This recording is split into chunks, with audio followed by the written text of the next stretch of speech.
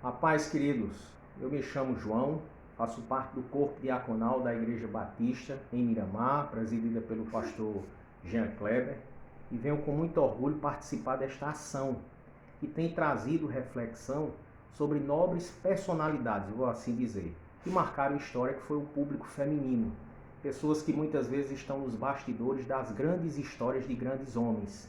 E não tem sido diferente essa reflexão que tem sido trazida pelo estudo de cada um que aqui tem passado e deixado um pouco desse registro. Hoje nós vamos falar de Mônica, Santa Mônica, como é registrado pela Igreja Católica. Aos 22 anos de idade, esta mulher deu à luz a ninguém mais, ninguém menos do que Aurélio Agostinho de Hipona, o conhecido Santo Agostinho. Exatamente. Aquele que ficou conhecido como o maior teólogo do mundo do cristianismo e o maior filósofo depois de Aristóteles. Pois bem, essa mulher que nasceu em Targaste, na Argélia, norte da África, aos 56 anos de idade foi recolhida. Muito pouco tempo de vida, mas o suficiente para ter deixado um histórico e um legado de alguém com princípios. Que a título de hoje, a busca do feminismo hoje, deveria se basear nessas grandes mulheres, a exemplo da própria Mônica. Mônica tem sido registrado nos artigos acadêmicos, científicos, como uma mulher que marcou época por ter sido uma mulher dedicada à oração, à educação dos filhos, e lutou muito para que seu primeiro filho, o Santo Agostinho, não tivesse só uma educação nobre, mas o acesso a um caminho de salvação. Isso é uma preocupação de poucas pessoas, de poucas mães. Vivemos num mundo hoje tão difícil, tão concorrido, se preocupar com salvação pareceu naquela época ser uma pauta nobre na lista de prioridades daquela mãe.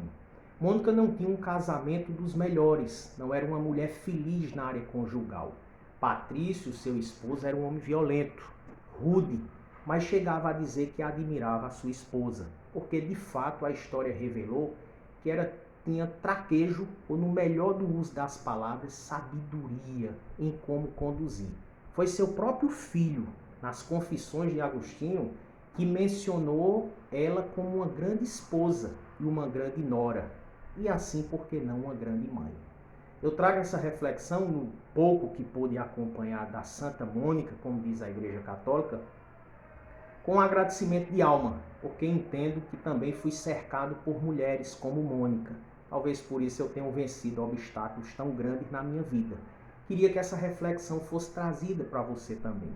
Aqueles que quiserem conhecer mais dessa mulher, que nasceu na Argélia, na cidade de Targaste, no norte da África, acompanhe essa história.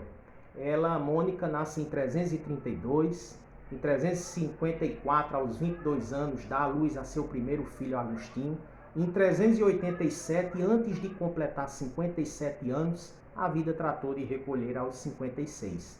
Mas ficou essa marca de uma mulher de oração, disposta a conduzir seus filhos no Evangelho, e não só com princípios corporais, educacionais, físicos.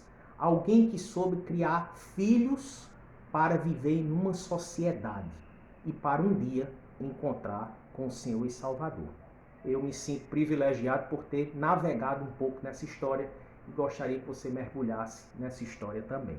Obrigado e parabéns pela nobre iniciativa desse programa, que está fazendo com que a gente reflita sobre os bastidores e a vida de grandes mulheres que marcaram a vida dos grandes homens.